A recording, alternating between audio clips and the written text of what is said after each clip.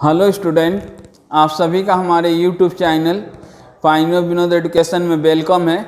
आज मैं आप लोगों के लिए 12वीं कक्षा का इकोनॉमिक्स का सजेशन लाया हूं कि 2024 में आपका 5 मार्क्स में कौन कौन सा क्वेश्चंस आएगा। तो 5 नंबर का जो इस इकोनॉमिक्स में आएगा और 8 क्वेश्चंस आपको लिखना रहता है। और पहला जो क्वेश्चंस आपको प्रोडक्शन चैप्टर से रहेगा। पहला जो रहेगा प्रोडक्शन चैप्टर से रहेगा। औसत उत्पाद, कुल उत्पाद और सीमांत उत्पाद में क्या संबंध है, ये क्वेश्चंस आने का 90% से अधिक चांस है कि यही क्वेश्चंस रहेगा। What is the relation between average product, total product and marginal product. Previous years में ये क्वेश्चंस बहुत बार आया है। दूसरा जो 2024 के लिए इम्पोर्टेंट क्वेश्चन है, उत्पादन के पैमाने के प्रतिफल का नियम, law of returns to scale in production. तीसरा जो है बड़े पैमाने के उत्पादन में आंतरिक बचत एंड बाह्य बचत, internal and external economic of scale that arise in large scale production. चौथा है अल्पकाल में परिवर्तनशील अनुपात का नियम। इस 4 में से आपको एक जरूर मिलेगा और अधिक चांस है पहले में जो लिखा हूं उसका आने का अधिक चांस है। दूसरा क्वेश्चन जो आपको मार्केट से आएगा, features of perfect competitive market, पूर्ण प्रतियोगिता बाजार की विशेषता या लक्षण। फीचर्स के जगह पर कैरेक्टरिस्टिक्स भी दे सकता है। और पूर्ण प्रतियोगिता बाजार और एकाधिकार बाजार में क्या अंतर है, ये क्वेश्चन अभी तक आया नहीं है लेकिन आ सकता है। जैसे 2023 में इससे अल्पकाल और दीर्घकाल उत्पादन में अंतर दे दिया था, तो ये क्वेश्चन 2024 में आ सकता है कि what is the difference between perfect competitive market and monopoly market और long run equilibrium in perfect competitive market. Long run और शॉर्ट रन, ये दोनों में से आपको हर साल ही एक क्वेश्चन देता है। तो 2023 में आपको शॉर्ट रन दे दिया है, तो 2024 में अधिक चांस है कि लॉन्ग रन, ये वाला क्वेश्चन 90% से अधिक चांस है। इसको आप देख के जाइएगा। और इसके अलावा शट डाउन पॉइंट भी देख सकते हैं।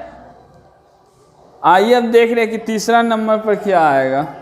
तीसरा जो आपको क्वेश्चन आएगा रेंट और वेजेस से आएगा। मॉडर्न थ्योरी ऑफ रेंट, लगान का आधुनिक सिद्धांत। इस बार आपको 2023 में रिकार्डो का लगान का सिद्धांत आ गया, तो इस बार आपको 2024 में मॉडर्न थ्योरी ऑफ रेंट आने का अधिक चांस है। उसके अलावा लगान का आधुनिक सिद्धांत एंड रिकार्डो के लगान के सिद्धांत में क्या अंतर है। What are the difference between modern theory of rent and Ricardo rent theory. इसके अलावा वितरण की सीमांत उत्पादकता का सिद्धांत, marginal productivity theory of distribution wage. तीसरा क्वेश्चन यहीं से आएगा। चौथा जो है आपको नेशनल इनकम से आएगा, जिसमें ये क्वेश्चन आने का बहुत चांस है। Various problems of measurement of national income of India, Bharat के राष्ट्रीय आय के आकलन में क्या समस्या या किन कठिनाइयों का सामना करना पड़ता है। इसके अलावा वैल्यू एडेड मेथड, मूल्य जोड़ विधि, इनकम सेंसस मेथड। 5वां नंबर में आपको फंक्शन ऑफ सेंट्रल बैंक, समझिए तो छप ही गया है क्योंकि एक साल फंक्शन ऑफ कॉमर्शियल बैंक देता है और एक साल फंक्शन ऑफ सेंट्रल बैंक देता है। तो इस साल आपको 2023 में फंक्शन ऑफ कॉमर्शियल बैंक आ गया है। इसके अलावा आप लोग credit control of central bank, credit control of central bank देख सकते हैं। केंद्रीय बैंक का शाख नियंत्रण। 8वां नंबर जो क्वेश्चन आएगा आपको बैलेंस ऑफ पेमेंट से। तो पहला जो क्वेश्चन इसमें बन रहा है, what are the difference between current account and capital account. चालू खाता और पूंजी खाता में क्या अंतर है। सेकेंड क्वेश्चन बन रहा है, what are the difference between fix exchange of rate and flexible exchange of rate. स्थिर एवं परिवर्तनशील विनिमय दर में क्या अंतर है। इसके बाद आपको बन रहा है discuss the different component on the credit side and on the debit side of balance of payment. भुगतान संतुलन खाते के जमा पक्ष और नाम पक्ष के विभिन्न तत्वों की चर्चा कीजिए। इसको दूसरा तरीका से ये भी दे सकता है कि balance of payment always balance explain the statement. भुगतान संतुलन हमेशा संतुलन होता है, इस कथन की व्याख्या कीजिए। तो तीसरा आपको डेंट से, चौथा नेशनल इनकम से, अब बैंक से तो आपको फिक्स एक question function of central bank ही आएगा। छठवा बैलेंस ऑफ पेमेंट से।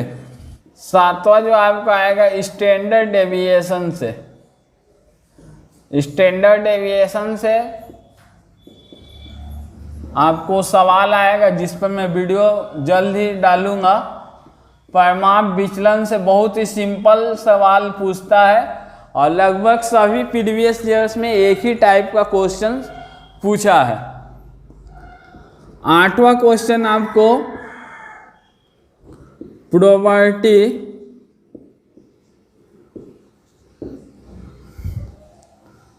Unemployment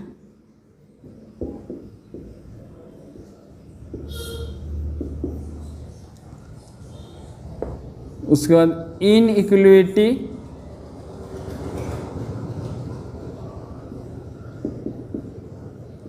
income.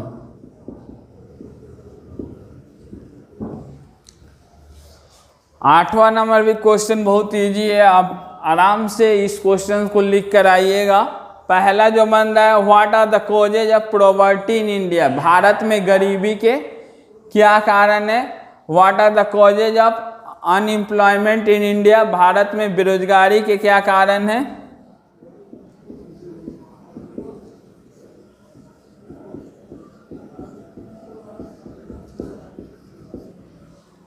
और भारत में आय की असमानता के क्या कारण है।